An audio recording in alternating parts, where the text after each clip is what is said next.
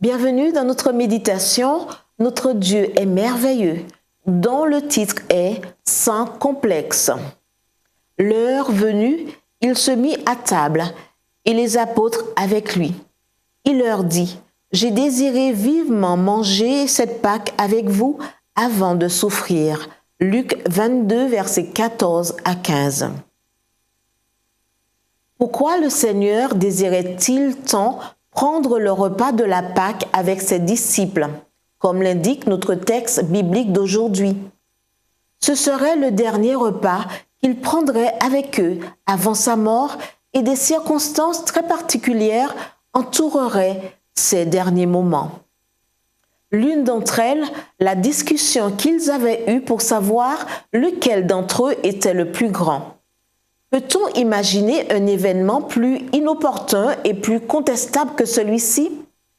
Dans quelques heures, leur maître serait remis aux prêtres et aux anciens pour être victime de toutes sortes de mauvais traitements et ils débattaient de la question de savoir qui occuperait les places d'honneur dans le nouveau royaume. Ce n'était d'ailleurs pas la première fois qu'ils discutaient d'un sujet similaire. Auparavant, 2 d'entre eux avaient demandé au Seigneur le privilège d'être assis à sa droite et à sa gauche dans son royaume. Et cette demande avait mis les 10 autres disciples très en colère. Comment pourrait-il leur apprendre qu'il y a plus de grandeur à servir qu'à être servi et qu'il est plus avantageux de donner que de recevoir? L'heure de l'épreuve approchait et ils n'étaient pas du tout préparés à y faire face. Alors, le Seigneur de gloire, debout, enlève ses vêtements, prend une serviette, met de l'eau dans une bassine et commence à laver les pieds de ses disciples. Laver les pieds des visiteurs était un acte subalterne, effectué uniquement par des esclaves étrangers. Mais notre Seigneur n'avait aucun problème à le faire, même s'il savait que le Père avait tout remis entre ses mains, qu'il était venu de Dieu et qu'il s'en allait à Dieu.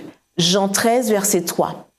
En d'autres termes, Jésus était pleinement conscient de sa dignité de roi et de seigneur, mais il était prêt à jouer le rôle de serviteur, tout cela par amour pour ses disciples.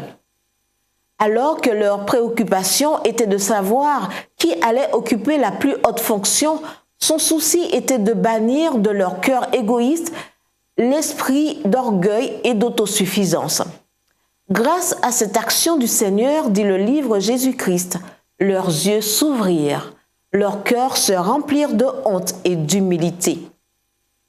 La question qui se pose aujourd'hui est de savoir si l'humiliation de Jésus, en assumant le rôle de Seigneur pour nous sauver, va aussi nous ouvrir les yeux, non seulement pour comprendre ce que signifie la vraie grandeur, mais surtout pour comprendre de plus en plus la largeur, la profondeur, la longueur et la hauteur de l'amour du Christ. Éphésiens 3, verset 18, pour vous et moi. Prions.